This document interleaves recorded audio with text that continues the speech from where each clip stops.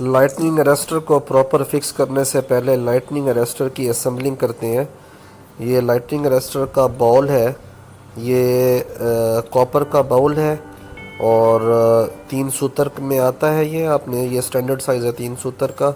इसकी स्पाइक्स को अच्छी तरह इसके होल्स के अंदर आपने टाइट कर देना है। इसके थ्रेड बने हुए हैं, आपने अच्छी तरीके से टाइट करना है ताकि कोई भी इसके अंदर लूज पोल ना रहे और जब हम इसको फिक्स करें तो कोई स्पाइक गिरे नहीं।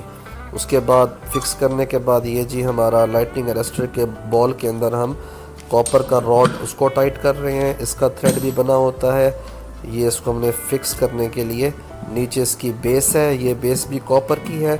इसके अंदर थ्रेड बना होता है, थ्रेड के अंदर आपने इसको अच्छे तरीके से टाइट कर देना है और ये थ्रेड बाद में हम टाइट कर देंगे अपने उसके साथ, अर्थिंग के साथ। ये इसका हम साइज़ ले रहे हैं, 3 फुट का साइज़ है। स्टैंडर्ड साइज़ 3 फुट का होता है, इससे बड़ा भी होता है, इससे छोटा भी होता है।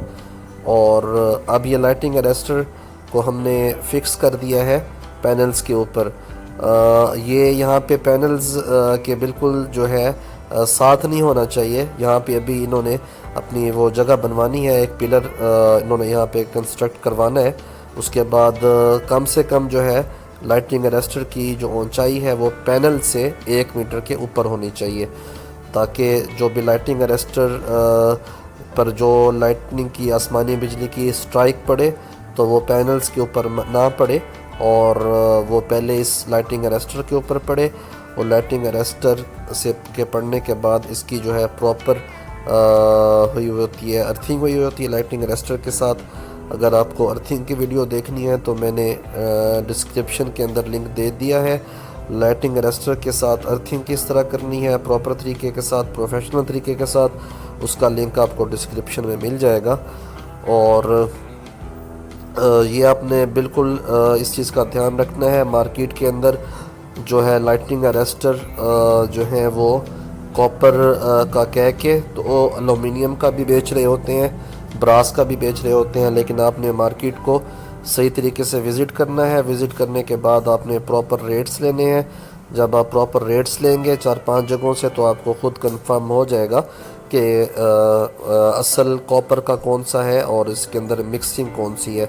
जो अच्छे डिस्ट्रीब्यूटर होते हैं वो बता के आपको रेट देते हैं कि प्योर कॉपर का ये रेट है, अगर ब्रास की मिक्सिंग है तो ये रेट है, और जो है एलुमिनियम की मिक्सिंग है तो ये इसका रेट है। अब ये देखें कि लाइटनिंग अरेस्टर का कितना फ़ायदा है। एक तो आसमानी बिजली अगर गिरती है तो भी ये लाइटनिंग अरेस्टर जो है हमारे पैनल्स को बचाएगा। और ये देखें पैनल्स जहाँ हमारे अटैच हैं तो उसके साथ जो है गली वाली साइड पे आपकी जो डिस्ट्रीब्यूशन जो लाइंस होती हैं जो 11 kV से स्टेप डाउन होकर 220 वोल्ट के लिए जो घरों के अंदर डिस्ट्रीब्यूशन देती है वापडा, वो लाइंस भी साथ गुजर रही हैं। अगर अल्लाह ना करे कभी किसी आंधी की वजह से या किसी भी डैमेज की वजह से कोई भी अगर वापडा सिस्टम में फॉल्ट आता है और कोई भी अल्लाह ना करे हाई फ्लैश पैदा होता है तो हमारा लाइटनिंग अरेस्टर लगा हुआ होगा तो ये लाइटनिंग अरेस्टर जो है उस फ्लैश को भी बियर कर लेगा, बर्दाश्त कर लेगा और प्रॉपर जो है इसकी अर्थिंग हुई है तो वो जो है वो ग्राउंड हो जाएंगे हाई वोल्टेज। तो अपने सोलर पैनल्स के ऊपर लाइटनिंग अरेस्टर को आपने मस्ट इंस्टॉल करवाना है। इसका जो स्टैंडर्ड साइज़ होता है वो मैंने आपको बताया है, ये 3 फुट का होता है। 6 फुट का रॉड भी आता है। ये एक अलहदा व्यू है लाइटनिंग अरेस्टर जब हमने इंस्टॉल कर ली है। अभी यहाँ पे एक पिलर लगेगा, पिलर लगने के बाद इसके ऊपर जो है 1 मीटर पैनल्स के 1 मीटर ऊपर ये लाइटनिंग अरेस्टर चला जाएगा। लाइटनिंग अरेस्टर के साथ आपने जो वायर उसके लिए इस्तेमाल करनी है अर्थिंग के लिए वो 16 mm कॉपर की होनी चाहिए। 10 mm की भी चल जाती है, 16 mm की बेस्ट है। और ये आपकी नॉन इंसुलेटेड यानी कि बेयर कॉपर होना चाहिए, कॉपर कंडक्टर होना चाहिए। और जब आपने वो कॉपर कंडक्टर लगाना है तो उसको आपने पीवीसी पाइप के अंदर डालकर तो आपने ग्राउंड तक पहुंचाना है। और इसके अलावा जो है अगर आप अपने इसकी लाइटनिंग अरेस्टर की रॉड की हाइट को बढ़ाते हैं तो फिर उसके अंदर थोड़ी सी फ्लेक्सिबिलिटी आ जाएगी। अगर जो है तेज़ हवा चलेगी तो फिर जो है ये आपका जो कॉपर का रॉड है वो बहुत शदीद आंधी के दौरान टूट भी सकता है।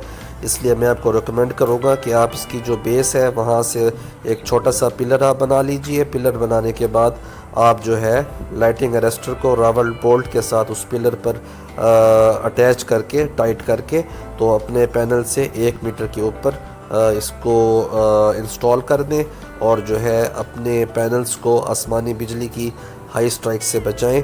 और ये अगर आपने इंस्टॉल ना करवाया और अगर आपने इसको लाइट लिया कि आसमानी बिजली जो है वो तो इतने हाई वोल्टेज की होती है, ये लाइटिंग अरेस्टर क्या करेगा, तो आपको एक मशवरा देता हूँ कि आप कहीं ऐसे जगह पर जाएं जहां पर लाइटिंग अरेस्टर इंस्टॉल नहीं हुआ था और वहां पर जो है आसमानी बिजली की वहां पे स्ट्राइक पड़ी, तो फिर उन पैनल्स का आप हशर देख लीजिएगा कि उन्होंने इतना ख़र्चा करने के बावजूद लाइटिंग अरेस्टर इंस्टॉल नहीं करवाया, तो फिर उनके पैनल्स का क्या हशर हुआ।